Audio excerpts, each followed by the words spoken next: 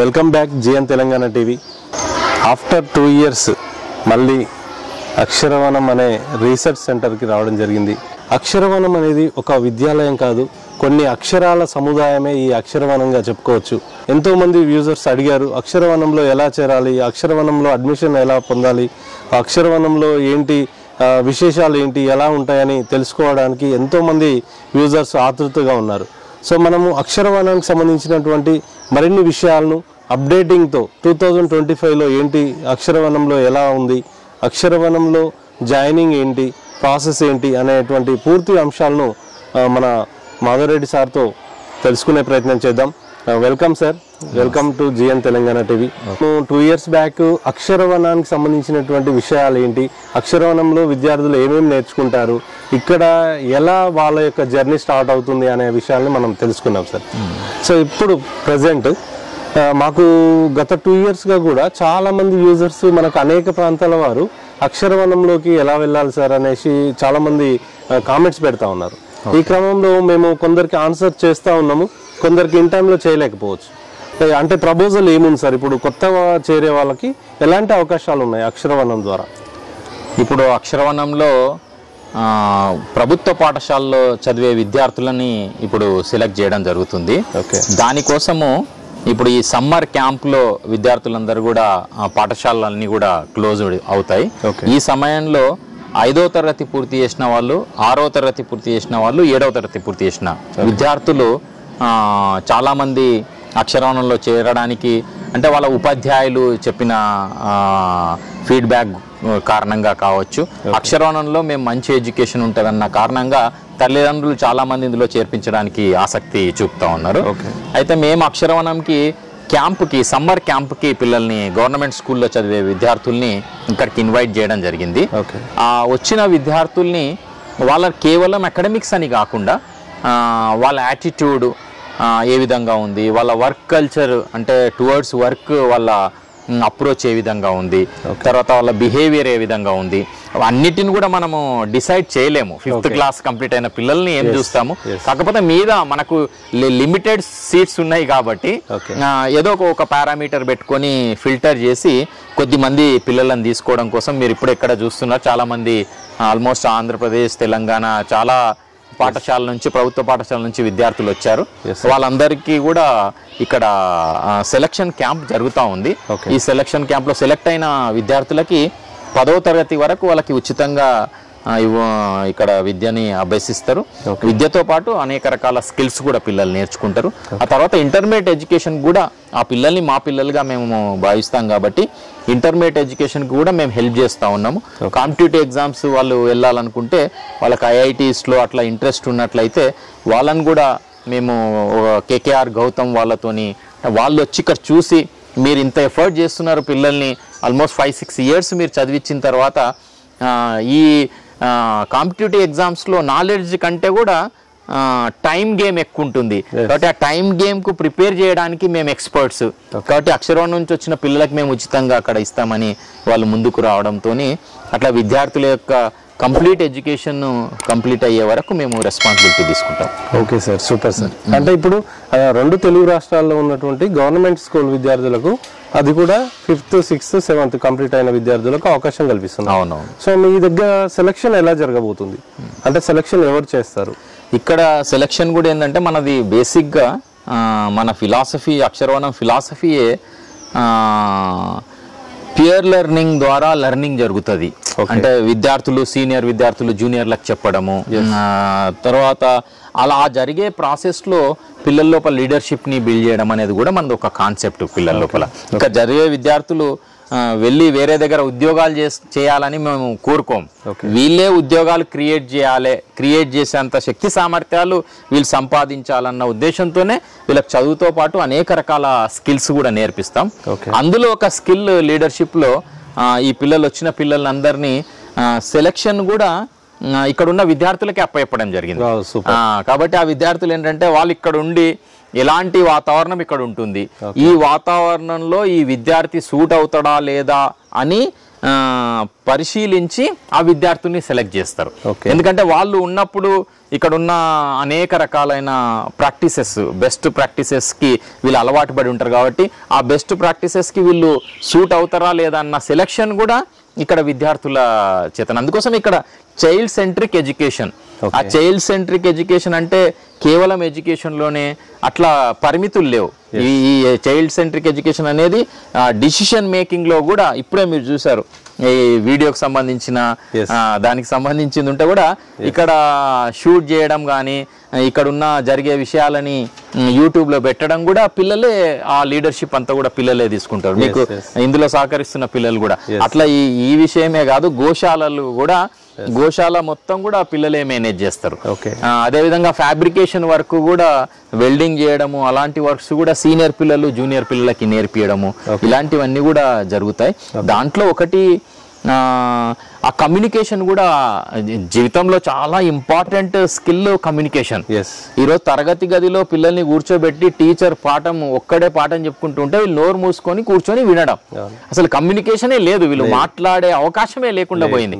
కానీ ఇక్కడ మీరు చూడండి, ఎక్కడ చూసినా కూడా గ్రూపులుగా కూర్చొని మాట్లాడుకుంటూ ఉంటారు. ఆ డిస్కషన్ ద్వారానే అసలు ఎడ్యుకేషన్ యొక్క ప్రైమ్ ఆబ్జెక్టివ్ కూడా నా భావాలని మీకు అర్థమయ్యేటట్టు చెప్పడం, మీ భావాలని నేను అర్థం చేసుకోవడం అనే ఈ స్కిల్ ఎంత ఇంపార్టెంట్. రేపటి రోజు తల్లిదండ్రులతోని కమ్యూనికేషన్ కావచ్చు, భార్యాభర్తల మధ్య కమ్యూనికేషన్ కావచ్చు, టీచర్కు మన విద్యార్థికి కమ్యూనికేషన్ కావచ్చు, కస్టమర్కి ఓనర్కి కమ్యూనికేషన్. ఈ కమ్యూనికేషన్ అనేది చాలా ఇంపార్టెంట్ స్కిల్. అలాంటి ఆ కమ్యూనికేషన్ స్కిల్ కూడా అక్షరవనం రీసెర్చ్లో ఒక పార్ట్. కాబట్టి విద్యార్థులే ఆ విద్యార్థుల్ని సెలెక్ట్ చేసుకుంటారు. Super sir, very nice. So కొత్తగా వచ్చేటువంటి విద్యార్థి ఎలా ఉండగలుగుతున్నాడు, తనకి ఎడ్యుకేషన్లో ఎక్కువ ఎక్స్పీరియన్స్ ఉందా లేదంటే అదర్ స్కిల్స్లో ఎక్కువ ప్రావీణ్యం ఉందా, ఇలాంటి అంశాలను తెలుసుకొని మరి మన విద్యార్థులే సెలెక్షన్ చేయడం చాలా అద్భుతంగా ఉంది సార్. అంటే దీని ద్వారా ఏంటంటే మనకి ఇక్కడ ఉన్నటువంటి విద్యార్థులకు కూడా భవిష్యత్తులో రాబోయే తరుణంలో ఇలాంటి ఒక పర్సనల్ ఎక్స్పీరియన్స్ అనేది వీళ్ళు ఇక్కడే తీసుకుంటా ఉన్నారు. మరి ఇక్కడ వస్తున్నటువంటి విద్యార్థులకు ఫీజెస్ లాంటివి ఏమైనా ఉంటాయా? అంటే ఇందులో అక్షరవనం అనేది రీసెర్చ్ సెంటరు. ఇక్కడ వచ్చిన ఫలితాలని మనము సమాజంలో ప్రభుత్వ పాఠశాలకు అందించాలి, అదేవిధంగా ప్రైవేట్ స్కూల్స్కి అందించాలి, అదేవిధంగా ఎన్జిఓస్ రన్ చేస్తున్న స్కూల్స్ కూడా అందించాలన్నది ప్రధాన ఉద్దేశం. అందులో భాగంగా ఇప్పుడు గవర్నమెంట్ స్కూల్ పిల్లల్ని సెలెక్ట్ చేసుకొని వీళ్ళకు ఉచితంగా విద్యను అందించి, తర్వాత ఇక్కడ దాదాపు ఒక 25 చుట్టుపక్కల గవర్నమెంట్ స్కూల్స్లలో మనం అక్షర జ్యోతి అనే కార్యక్రమం ద్వారా ఈ అక్షరంలో జరిగిన రీసెర్చ్ని అక్కడ కూడా ఇంప్లిమెంట్ చేస్తూ ఉన్నాం. అక్కడ టీచర్స్ కూడా చాలా బాగుంది కార్యక్రమం.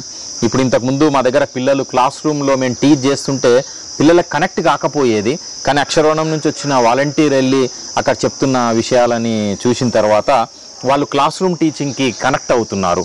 అంటే అసలు బేసిక్గా రూట్ కాజే ఇప్పుడున్న క్లాస్ రూమ్ ఏంటంటే ఒక టీచర్ వచ్చి టీచ్ చేస్తే కేవలం 10% పిల్లలకే కనెక్ట్ అవుతుంది, మిగిలిన 90% పిల్లలకి కనెక్ట్ కావట్లేదు.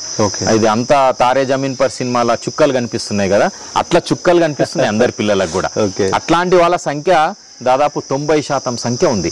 కేవలం ఆ 10%నే అందరూ క్లెయిమ్ చేసుకుంటా ఉన్నారు బాగా చదివే వాళ్ళు. గాడ్ గిఫ్టెడ్ పిల్లలు, వాళ్ళ కోసం ఎఫర్ట్ చేసినా చేయకున్నా వాళ్ళు ముందుకెళ్ళిపోగలుగుతారు.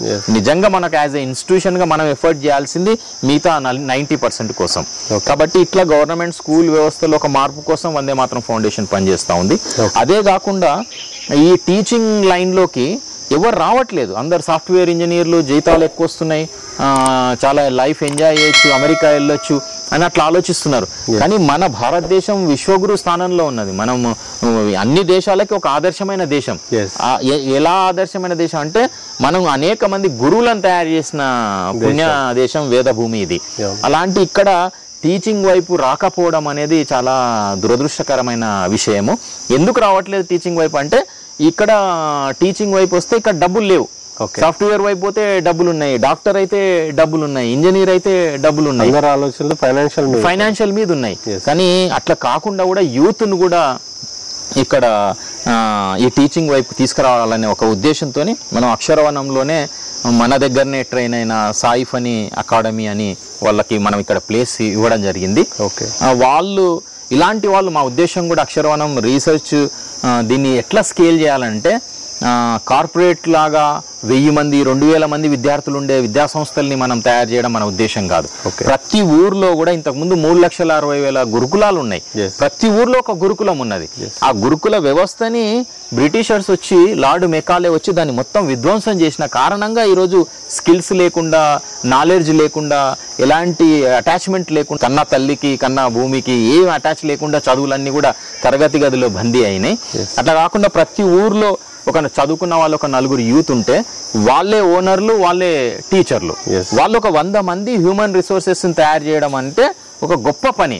అలాంటి యూత్ కి మనం ఈ టీచింగ్ లైన్ లో రావడం కోసం మనం ఇక్కడ అవకాశం ఇచ్చాం. ఇట్లాంటివి చాలా స్కేల్ చేయడం కోసం అట్లా అవకాశం ఇచ్చిన వాళ్ళు అంత అక్షరవనము, వందే మాతరం ఫౌండేషన్ లాగా ఫ్రీ ఎడ్యుకేషన్ ఇస్తే, మేమంటే మా ట్రస్ట్ లో చాలా పొటెన్షియల్ వాళ్ళు ఉన్నారు, తర్వాత మాకు రకరకాల డోనార్స్ సపోర్ట్ చేస్తున్నారు కాబట్టి మేము ఇది రన్ చేయగలుగుతున్నాం. కానీ ఇలాంటివి రన్ చేయడం రోల్ మోడల్ కాదు. ఇది వాళ్ళు సెల్ఫ్ సస్టైన్ గా ఉండే ఇన్స్టిట్యూషన్ మాత్రమే 4 కాలాల పాటు నిలబడతాయి. కాబట్టి అట్లా పేమెంట్ కి సంబంధించిన దాన్ని కూడా మనము ఎంకరేజ్ చేస్తున్నాం.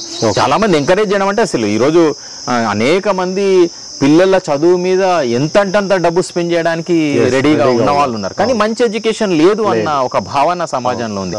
అలాంటి వాళ్ళకు కూడా ఇక్కడ ఒక అవకాశం ఉంది. దీన్ని కూడా ఇంకా స్కేల్ చేయాలనే అది ఉంది. బట్ అక్షరవనంకి వచ్చినట్లయితే ఆ డీటెయిల్స్ అన్ని కూడా వాళ్ళకి కూడా ప్రైవేట్లో చదివే వాళ్ళకు కూడా ఎలాంటి అవకాశాలు ఉన్నాయనేది కూడా చెప్పడం జరుగుతుంది. అంతేకాకుండా ఇప్పుడు సమ్మర్ క్యాంపులు కూడా రన్ చేస్తా ఉన్నాము. మన దగ్గరనే చిత్తరంజన్ దాస్ అని వాలంటీర్ గా ఉండే, మనం ఓన్లీ ప్రభుత్వ పాఠశాలలో అంటున్నాం.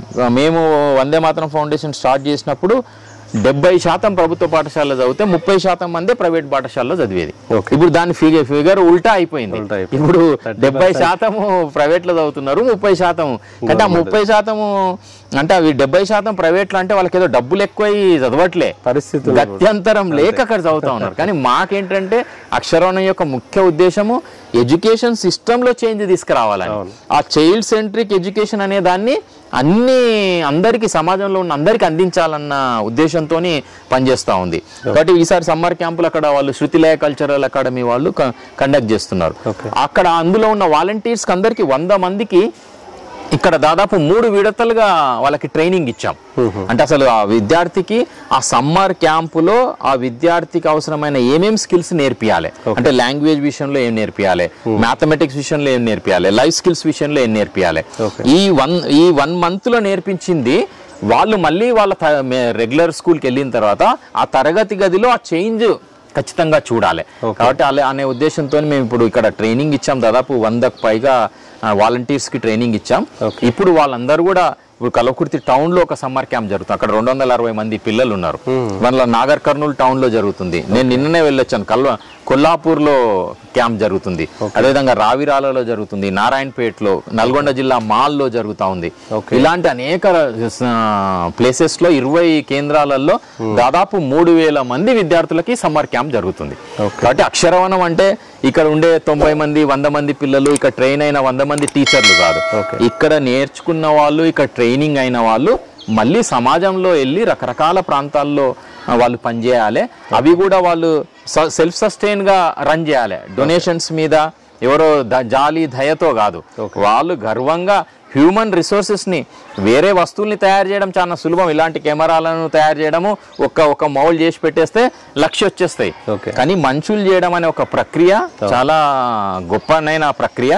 దాన్ని మనుషుల్ని తయారు చేయడంలో ఎవరు నిష్ణాతులు అంటే భారతదేశం. ఆ రోజు అలెగ్జాండరు, అరిస్టాటిల్ వాళ్ళు చెప్పింది కూడా భారతదేశం నుంచి ఏం తీసుకురావాలంటే ఒక గురువుని పట్టుకొని రమ్మన్నారు. అలాంటి గురువులను తయారు చేసే ఒక గొప్ప దేశం భారతదేశం. కాబట్టి ఆ గురువు తయారు కావాలంటే ఒక్క రోజులో తయారు కాదు. మీకు ఇంతకుముందు సెలక్షన్ అంటున్నాం కదా, అసలు ఆ పిల్లలు వంట రూమ్ లో వాళ్ళు కూరగాయలు కట్ చేయడం నుంచి మొదలు పెడితే ఒక 1000 మందికి కూడా వంట వండే స్థాయికి పిల్లలు ఎదిగారు. అదేవిధంగా గోశాలలో కూడా మీకు దేశంలో 10 గోల పైన ఎక్కువ గోవులు ఉంటే ఆ గోశాలలో కంపల్సరీ బీహార్ నుంచి లేబర్ రావాలి, లేకపోతే ఒరిస్సా నుంచి లేబర్ రావాలి. అట్లా ఒరిస్సా బీహార్ లేబర్ లేని గోశాల అంటే మన అక్షరవనంలో ఉన్న గోశాలనే. అంటే ఆవులని మేపడము, ఆవు పేడ తీయడము, ఆవు పాలు విండడం, అంటే ఇలాంటి లైఫ్ స్కిల్స్.